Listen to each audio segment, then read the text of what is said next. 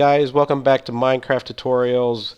This is episode number 3, and I'm Renovate. Sorry these videos have taken a couple days to get uploaded. I've been under the weather, and I just didn't want to be doing a video and coughing in your guys' ears and making a bunch of weird noises. So, in the last couple videos, we've kind of gone over the basics of Minecraft on how to make tools and how to get yourself ready to go out into the world. So in this episode, we'll kind of review a couple of the basic things, and we'll get into some of the higher level stuff such as repairing your tools, enchanting your tools, and I got something I want to show you guys. So let's get started, okay? So yeah, guys, this is episode number 3, and this episode is probably going to be a little bit short, just because I want to get some more videos out there. But I do want to go over some of the items that's going to help you kind of advance more once you get the hang of building your tools, your houses, farming, and whatnot. But if you come out here, I got a couple little things I wanted to show you. This is the anvil. And the anvil can be used to repair your tools. Now when you're out mining or fighting, you're going to notice that your tool is going to have a little health bar underneath it, and that's the durability. Now the durability can go all the way down to 0, and the weapon or tool will break. And you can make another one, which is kind of a waste of material, or you can bring it back to an anvil and fix it. Basically click on it. You put your tool here, the material that it needs to be fixed with, and it will fix it. Or you can also name your tools. Another thing that the anvil does is you can use it to make name tags. Now you're going to find name tags in chests and dungeons. I don't have the recipe with me right now, but basically you put the name tag. I'll pull one up real quick for you. Let's see, where did they put the name tag? There it is right here. So here's your name tag. You put the name tag in here. You basically tell it what you want. So let's say renovate. And right here it says enchantment costs 5. Now what that means is when you get experience in the game, that means it's going to take 5 levels of experience to make that name tag. Watch how many levels you have, and you can use this. And so now you have a name tag, and what you can do with this, let's see if we find any animals laying around. Here's a pig over here. You take this name tag and click on a pig or anything, and see, now the pig's name renovate. Cool. Okay, so back over here in the working area, the next thing I want to show you guys is the enchantment table. Now on the enchantment table, basically what it does, if you've played games that are kind of like role-playing games, this adds an enchantment to your tools and your weapons. And basically after you've played around and mined and gained experience from killing mobs, you can come back to your enchantment table. You can put a tool in here. Let me grab a tool real quick. Let's just say the gold one. You basically put it in here. The enchantment book opens, and you're going to get these enchants. Now, nobody can read this, and it's kind of just a guessing game. A lot of times people say the more written on it, the more you're going to get. That's not entirely true, but you can keep putting your weapon in here over and over and over. Now the numbers here on the side is how many levels it's going to take out of your leveling bar. You can get up to 30 as the highest enchant, but just a word of advice, you don't always have to get the best enchant at 30. A lot of times it's good just to try it out at 20 or somewhere around there. And once you do get to 30 on your leveling bar, guys, use it up. Use your leveling points on an enchant or whatever you can, because the efficiency of gaining experience after 30 is low. So you gain more experience at level 1 through 30 than you will getting from 30 to 31 to 32. So, like I said, if you've played role-playing games like WoW or any of those kind of games, you're gonna know what I'm talking about. So yeah, this is how you enchant your weapons. So let's just say we click number 7, and I got Unbreaking 1. So basically, that sword has a better chance and a better durability on it. And there's a lot of enchants. We can go through all of them, but I really don't think you guys want to hear me go through. I don't know how many there are. You can see all these enchants right here. You got protection 4, fire protection, feather falling, blast protection, projectile protection, respiration, aqua infinity, thorns, sharpness, infinity, flame. I can't tell you what these means. What these mean? Flame gets put on your bow, and every time you shoot an arrow, it catches the mob on fire. Thorns is kind of a protective that you put on your like a protective shell that you put on your gear. Sharpness, you put that on your sword, and it increases the damage when attacking mobs. Aqua Infinity is for underwater, so is Respiration. Projectile protection. If skeletons are firing arrows at you, this basically makes those arrows miss. Blast protection protects you against like creepers when they blow up. Feather falling allows you to fall from high heights without getting much damage. Excuse me, that's my phone in the background. Fire protection is just what it says. There's another protection there. Smite is for your weapons as well. Bane of arthropods. Basically, that is for spiders, but it's probably one of the worst enchants you can get. Knockback. You put this on your sword. If you hit a mob, it basically pushes them way back.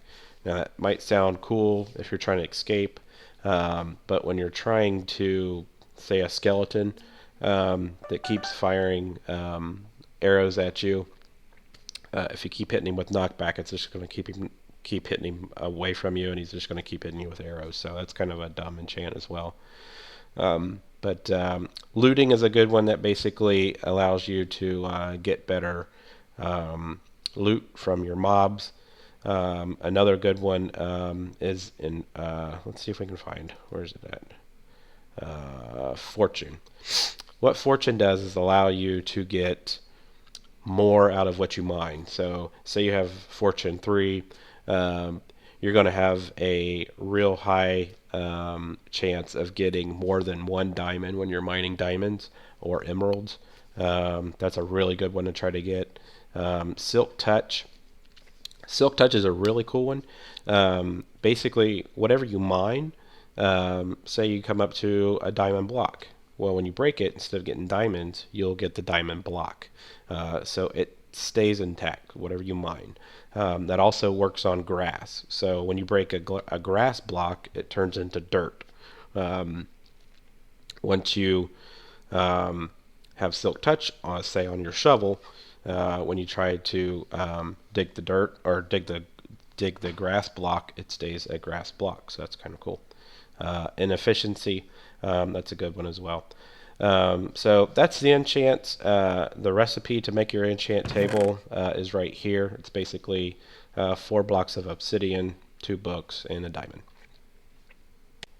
So yeah, guys, I'm back. My voice about gave away in that last segment. Like I said, I've been sick for quite some time now, and I didn't want my voice to go out on you guys and sound like I was getting choked from someone behind me. The next thing I want to show you guys is this ender chest. Basically, the ender chest is just a glorified chest and a much more expensive one. And here's the recipe to make it. You basically get obsidian, surround it with an Eye of Ender. Now, the Eye of Ender is made by getting an ender pearl and some blaze powder. The ender pearl is an item that drops from some of the enders that the mobs. They are the tall black guys that carry around blocks. And the blaze powder comes from the nether. which we'll get into later on. But one of the functions of the ender chest is, say you want to have your house in one location and you want to mine somewhere else that's pretty far away, and instead of running back and forth, taking your ores and the stuff you've mined to and from your house, the ender chest allows you to put stuff in here, and basically you gotta make 2 of these, so it's pretty expensive as far as materials. And you put it, and then put one back at your house, and here's your stuff. So, say I'm at my house and I want to make sure that I don't starve while I'm down in the caves. While I'm mining, I'll just put some food in there. I go all the way back to my mine, and there's my food. So basically acts as an easy way to get stuff to and from your house, or to and from any place over long distances.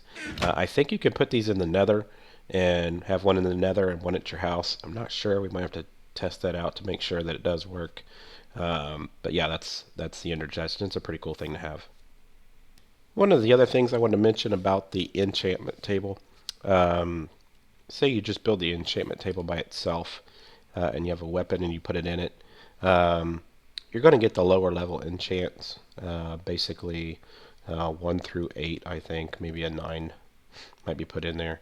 But in order to get some of the higher level enchants, I have an enchantment table set up over here. You're going to want to build these bookshelves. And basically it's 2 blocks high, and just leave a space around your enchantment table, and that will give you the highest, which is 30. So the bookshelves here are made just by placing in your inventory 3 blocks across the top, or 3 wood planks across the top, 3 books in the middle, and then 3 more wood planks at the bottom. So 6 wood planks and 3 books. And you're going to want to make, let's see, how many is there? There's 3 on this side, so there's 6, 12, and another 6, so there's 18. So you're going to need 18 bookshelves, and that will give you your highest enchant. So there's Unbreaking 3 on that one. Now you're not always going to get just one enchant on a weapon. A lot of times you can get 1 or 2. So right there's Unbreaking and Knockback 2. And on the Knockback, let's see if we can find a mob real fast. This is what I was talking about on the Knockback. So if I hit this guy, well, I didn't want to one-shot him. Let's try this guy. Well, might need a mob. I figured as soon as I turn around there'd be spiders here, so yeah. So let me see if I can knock these guys back. So basically that's what it does, knocks them back. Like I said, on creeper, say a creeper's chasing you and you hit him and you want to run away from him, works great, but it's really not beneficial for you at all. So in the game you guys are going to find 2 portals. One, you're going to have to explore and use a certain item to find it, and it's the portal to the end. It's basically kind of like a dungeon underground, and you have to have a bunch of these Eye of Enders to make it work, and I'll show you what it looks like here in a second. The other portal is this one in front of me, which is the portal to the Nether, and then this one is crafted by you. And as I was getting ready to film, this little guy up here came through. So he warped through the portal on his own, and is now in the overworld, which is kind of weird.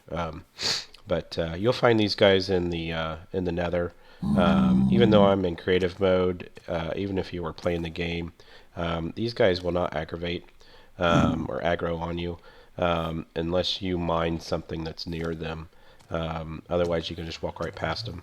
But once you do irritate them or mine something near them, not only will he come, he'll call his friends, and they will come and basically chase you and kill you. And these guys hit pretty hard too. The cool thing about these guys, they're known as pigmen. They drop a lot of gold stuff, so gold ingots and a lot of gold weapons and stuff. But basically, this is the portal to the Nether. It's I think 10 blocks. 1, 2, 3, 4, 5. 1, 2, 3, 4, 5. So it's not 10 blocks. It's 14. So you got 5 on the sides, and then 2 at the top and 2 at the bottom. Now you really don't need these. So basically, it is 10 blocks. So that's what the Nether portal looks like.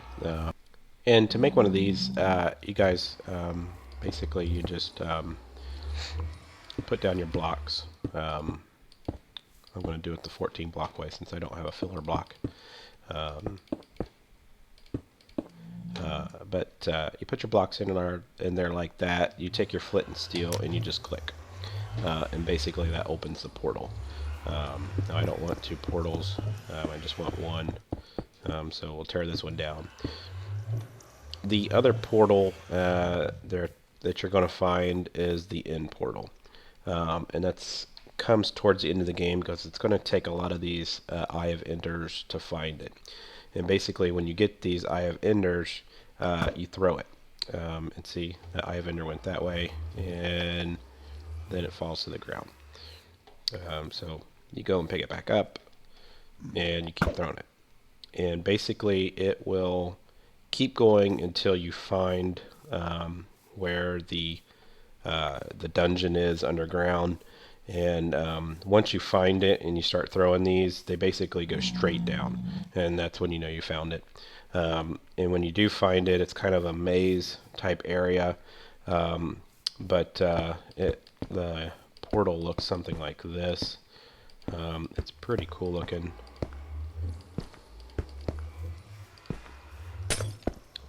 And then you put, I'm sorry guys, it's just 3. Like this. And then you take your Eye of Enders and you stick them in here like this.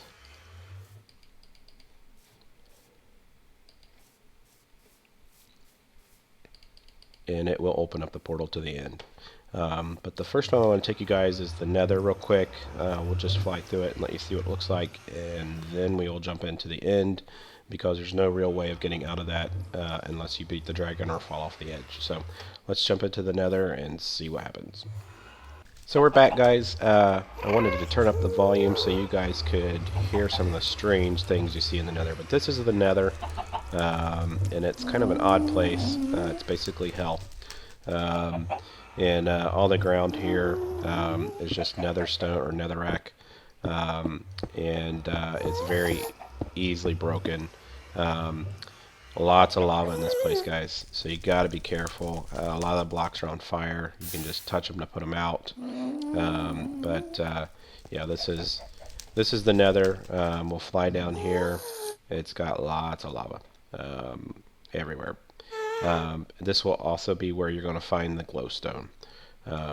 In episode 2, towards the end, I told you that there's this glowstone. You can find it in villages sometimes, but most likely you're going to find most of it here. And it grows off the ceiling.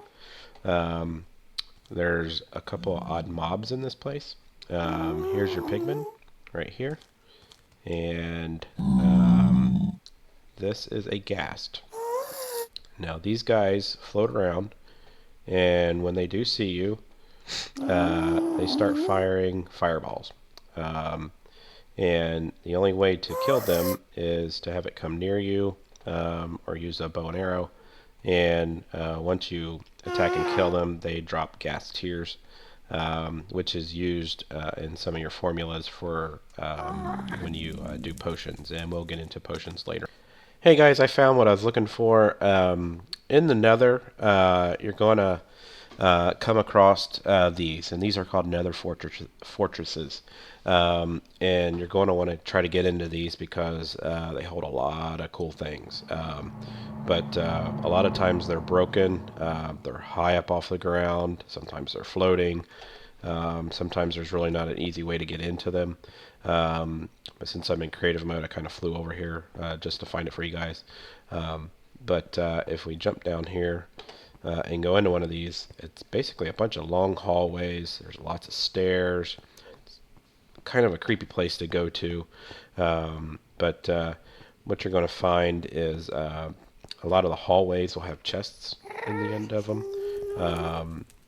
Let's go up here, see if we can find some. You're going to find this item here, which is nether wart, and we will go over that when we get into some of the potions. But this stuff is used to make potions. Right there is a wither skeleton. Pretty cool guy.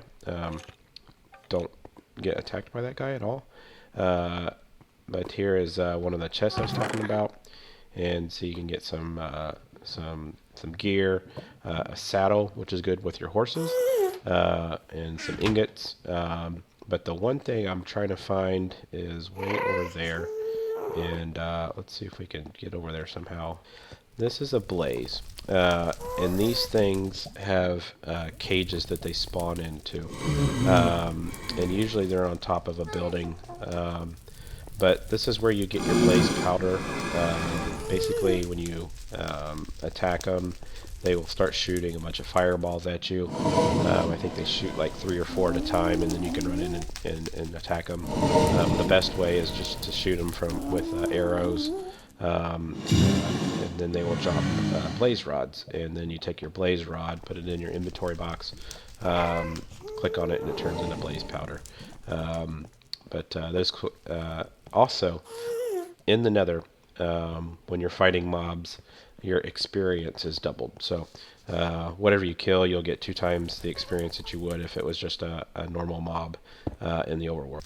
One block that you might want to mine is the soul sand, and this is what you will plant your nether wart on top of. This is the only thing that it will grow on, and when you step on it, you kind of sink into it. It's kind of hard to walk on. So yeah, look for that, and that'll help you grow your nether wart. And yeah, so I goofed. When I was getting ready to make this video today, I actually jumped into the end and wasn't thinking. I wanted to see what the loot was for the Ender Dragon before I came on here and told you guys about it. And in doing so, I killed him. And in doing so, if I took you to the end right now, he's not there. So I gotta wait for it to reset. But something else I can show you is one of the other bosses that's in the game, and he's known as the Wither. And while we were in the nether, I told you to look for the soul sand so that you can farm your nether wart. But you can also use that soul sand to make the Wither. Now, the Wither is a pretty tall boss with 3 heads. And one of the skeletons that we saw in the nether was the one that's kind of dark gray. When you kill them, sometimes in their loot, when you kill them, is their heads, which looks like this little item here in my hand. And you're going to need 3 of those to get to this boss. And you can put this guy pretty much anywhere. It's just a matter of when you want to fight him. And he is not easy to kill. I would say the Ender Dragon is a lot easier than this guy. Even though the Ender Dragon's flying around, this guy floats around and destroys everything that he comes in contact with. And I'm going to do a real quick demonstration of what he does. And I'm actually going to stay in creative mode so we can kill him really quick, because I don't want him to destroy our world. But let me grab a few things real quick, and we will put him down and fight him. So I found a place out here in the marshlands. The moon is getting ready to go down, and the sun's coming up. So I didn't want to put it near a mountain, because he'll pretty much destroy everything, so I'd rather have him destroy all these trees than a mountain. So basically he's 2 blocks high with 2 arms, kind of like I showed you how to make the iron golem, and then you place 3 heads on top. Now before I do this, when you do fight this guy, you're going to notice his health bar at the top of the screen. It starts low. He generates health. It'll get all the way to the top, and then that's when you're going to want to fight him. Now, there's lots of ways of fighting this guy as far as strategy, and I'll go over that maybe in one of our Let's Play series when we get to that guy. But I'm just going to show you exactly what he does right here. We're going to take him down pretty quickly, hopefully, so he doesn't destroy all this area. But he does throw out projectiles that kind of look like glowing blue heads, and they blow up. So you want to stay out of that area of effect for that. So let's do this. So there's the wither. You can see his health bar up at the top regenerating. And once he gets to full is when you want to attack him. That's what he does. And he flies around, and he's hard to keep under control, and he will destroy anything that he sees. Hey, before I wrap up this episode number 3, and I appreciate you guys watching the video, please click the like button if you liked it, guys, and always leave a comment or any suggestions of other videos you would like to see. I'm going to start a Let's Play series with a couple mods, so be looking for those. And always click the subscribe button if you want to keep watching these videos or be updated when they come on. But like I said, before I end this video, I just wanted to show you one of my builds that I did while I was sick. One of the things that I've been doing over the years is actually building stuff for people on their servers. I've built cities, castles, I've built all kinds of things, and I enjoy doing it. One of my jobs in my personal life involves designing. So Minecraft is a really cool game that allows you to kind of just play around with designs and see if things look cool before you actually put them in the real world. And I know you can't really build something that equates to the real world, but this right behind me is my farmhouse. Let's take a quick fly around and so I can show it to you. It's kind of cool. It's kind of a cottagey looking house. It's got a nice view out the back. Lots of windows. Kind of a log cabin type design. Got the flowers out front. If we go in, you might have your dining room, living room, or something here on the side. It's got this cool kitchen here, refrigerator, sink, ovens. Here's Boris. That's my bodyguard in case I'm gone. This is my gigantic living room. Nice photo up there. Nice fireplace.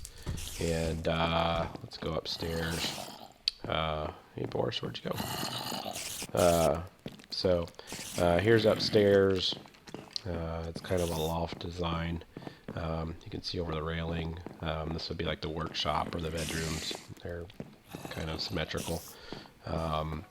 So yeah, this is my build, guys. I love doing these, and like I said, when we do our Let's Play series, we'll build something cool. Looks like Boris sees something underground. Usually when you build these guys and they look around, if they start staring, that means there's something underground or there's something out there that they're looking at. But he's just basically protecting my house while I'm gone. Yeah, guys, thanks for watching. That's episode number 3 of the tutorials. And like I said, thanks for watching, guys.